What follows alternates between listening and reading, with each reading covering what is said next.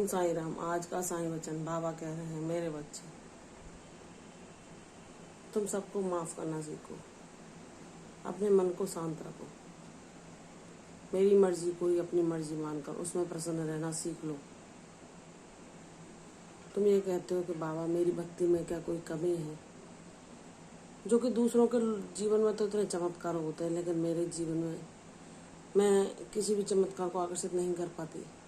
तो मेरे बच्चे नहीं, ऐसा कुछ नहीं है। तुम ये बताओ कि तुम पर जब भी कभी विपत्ति पड़ी है, वो तुम्हारा घर का कोई भी सदस्य कितना भी बीमार क्यों ना पड़ा हो, महामारी के समय मैंने तुम्हारे घर में उस बीमारी का, जब तुमने अपने घर के कोनों में मेरी सुरक्षा रूपी कवच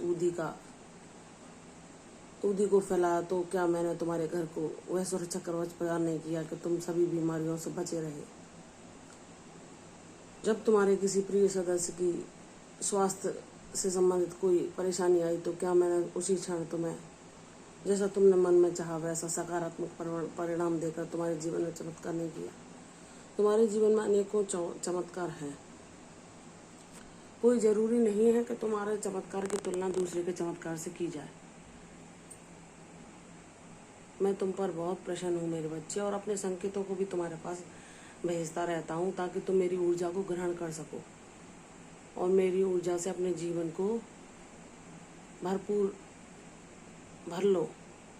अपने जीवन में सिर्फ मेरी ऊर्जा को महसूस करो। हर समय मेरे साथ कोई जाओ, मेरा ही साथ मांगो, और उसके अतिरिक्त तुम्हारी कोई अभिलाषा न रह जाए। जब तुम्हारे हृदय में पूर्ण विरक्ति की भावना आ जाएगी, तो तुम्हारा कल्याण होगा।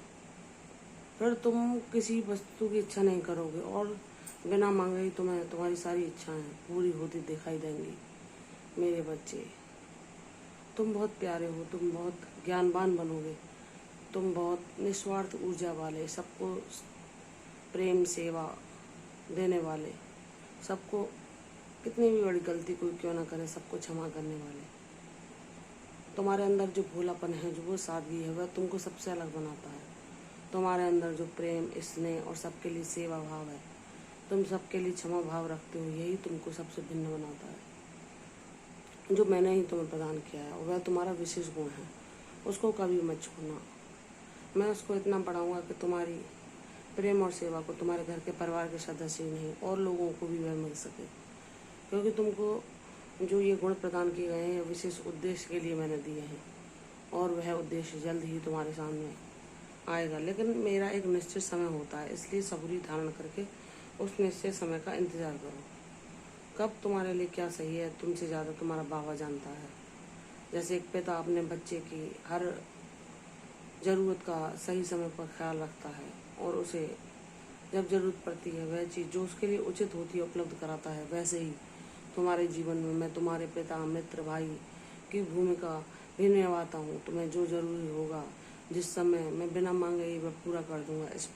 इस पर यह भाव को अपने जीवन में ग्रहण करके मुझ पर पूर्ण विश्वास रखो।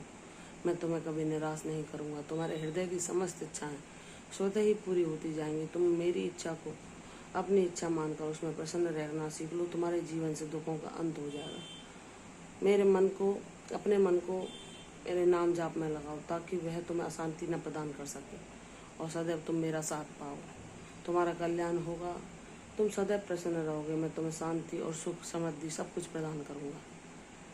मेरी भक्ति में रहो, मेरे नाम को जपो, तुम्हारा कल्याण होगा। तुम्हारे जीवन में सब कुछ संभव होगा जो तुम चाहते हो। मेरा आशीर्वाद तुम पर सदैव बना रहेगा। प्रसन्न रहो। कल फिर आऊँगी साईं वचन के साथ। तब तक के लिए ओम साईं राम।